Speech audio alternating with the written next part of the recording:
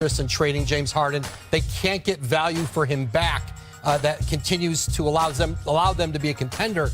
And essentially, they pulled him off the market on Saturday. They called the Clippers, told them, we're not going to talk about a trade anymore. The two sides never got anywhere anyway. And then James Harden comes out earlier today. This has been escalating behind the scenes all year. Now it is playing out in public. James Harden's goal is to make the Sixers so uncomfortable that they just decide that they cannot bring him back to training camp, and they do a trade that they don't really want to do. Oh, and those are the type of comments, Woj, at least when I heard them this morning. For me, Danny, I said, whoa. Yeah. What was your reaction? There's not many things that shock me in this world, but to see a star player like James Harden call out by name Darryl Morrey and speak it from his own, his own mouth. Usually you hear from sources, but to him speak it, you can tell he's agitated, he's upset. And it was shocking. I was very shocked by it. But I do see both sides. As a player, I'm always going to side with the player, not just because I'm a player, but I also don't think he's wrong. If he was promised something, I think you need to come through with that promise. But I see the other side of it with Darryl Morey. I understand it's a business. And GMs, they make a lot of decisions quickly in the heat of the moment, and your mind is going to change. Your emotions are going to change in different times. And maybe his hands are tied at this. Maybe he's not able to offer James the extension that he wants. So I understand Darryl. I understand James. Do I think this can be something that can be amended? Probably not. But Darryl is going to have to meet him at least halfway to try to bring him into camp. I also don't see James as a guy that's going to come into camp and dog it. He's either not going to play, or when he does play, I see him being the professional that he is and giving his best.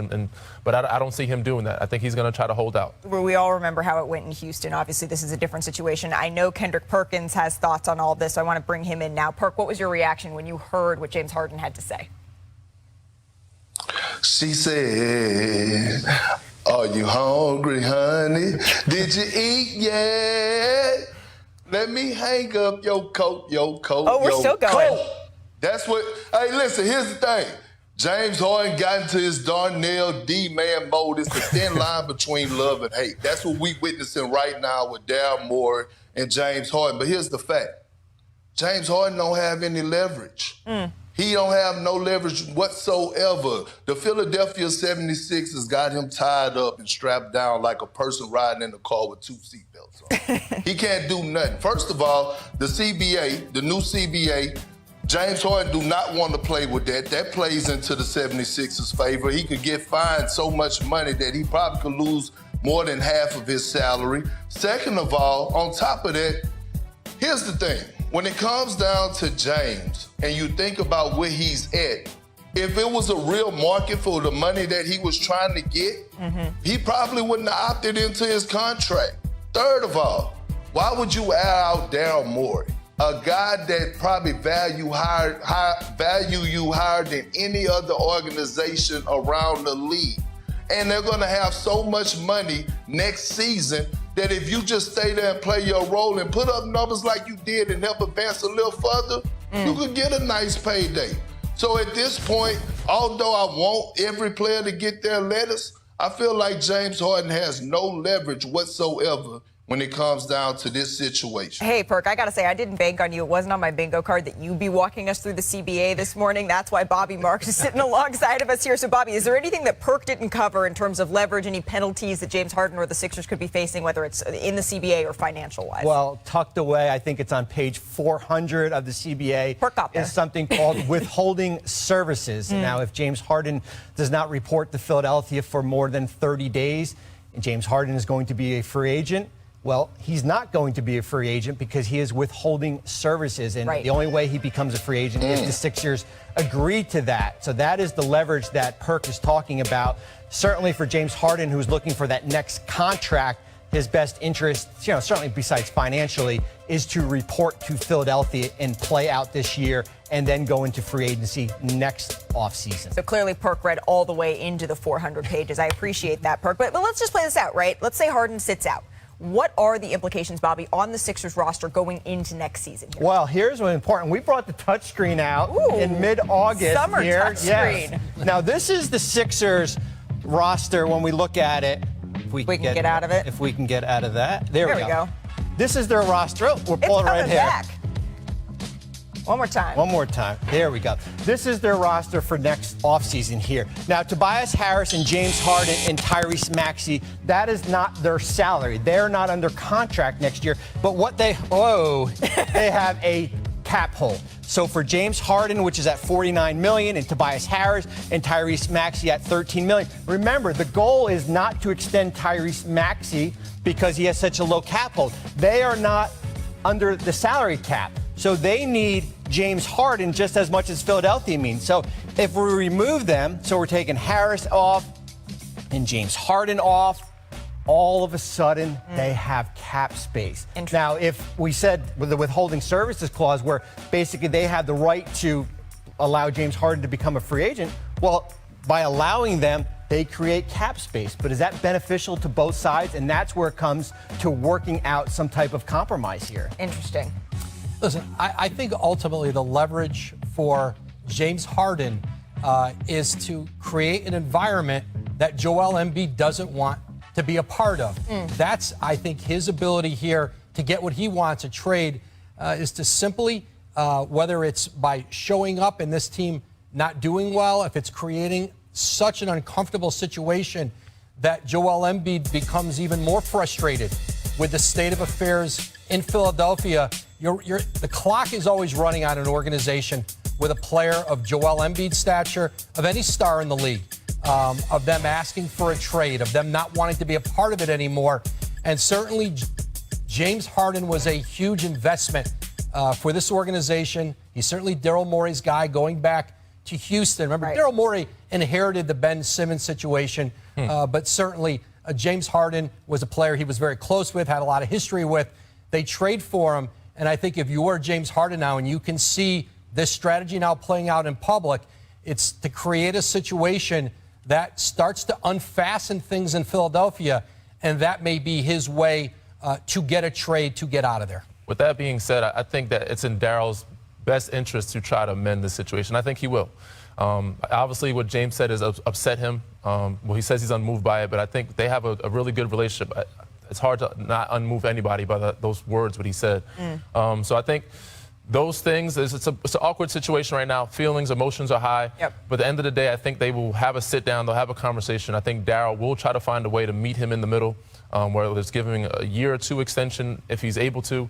But they're going to figure out a way. Darryl's going to figure out a way to try to get James back on his side, because that ultimately is his guy at the end of the day. And you certainly know a thing or two about the Sixers organization. We appreciate your eyes and ears on the ground here, Danny. Woj, Bobby will be back with us in just a little bit. Still to come on NBA Today. Has Team USA found their go-to guy in Jalen Brunson after 2 more wins against Slovenia and Spain? Danny Green and Big Perk, they have some thoughts that you're going to want to hear. Plus, Team USA wasn't the only group, right, to impress over the weekend. Why Canada is gearing up to be one of the biggest threats to the gold. And, Wade County. Hey, what's up, guys? Jag from Jaggy Sports here. James Harden, I don't know if you guys saw that interview. Well, now you just saw it from the clip right before this. He does not want to play for the 76ers. And 76ers were going to do James Harden a solid and basically say, hey, we're going to trade you to the LA Clippers.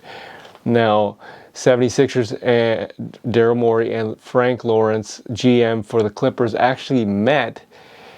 Daryl Morey didn't like the trade package, and quite frankly, it's not that great if you're going to trade for James Harden. So what happened?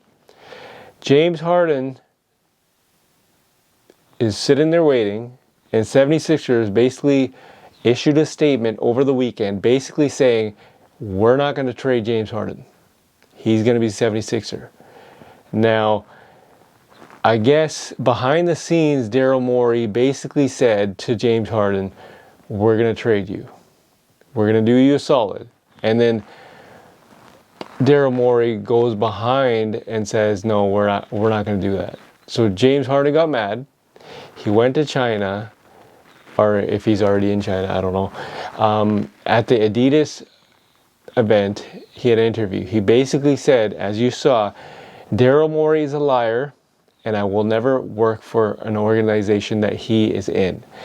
So, quite frankly, this is gonna, put a hindrance on the 76ers season. Why do I say that? Because the fact that 76ers went through this entire thing with Ben Simmons. I think it was like 2 years ago. They went through this entire thing with Ben Simmons, and now they're doing the exact same thing with James Harden. I feel bad for the 76ers fans because of the fact that you got to relive this entire saga over. Now, Daryl Morey does not have to trade James Harden. You know, he does not have to trade him. But at the same time, he does have to answer to his fans. Right? With James Harden and Joel Embiid leading the way, they looked good last year. But now you have Tyrese Maxey. This kid is awesome. I've been telling you guys all this time, Tyrese Maxey is going to be good. Now he's got the ball in his hands and not James Harden, because James Harden is not going to play. He's not going to report to training camp. He's not going to play unless the owner fires Daryl Morey, but I don't see that happening. So what's going to happen moving forward?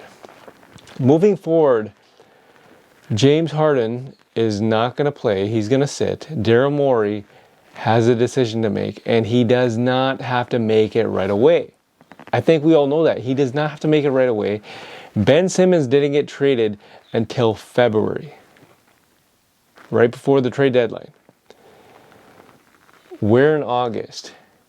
Ben Simmons' saga was in August. This started in July, and now you're going to drag this on for the entire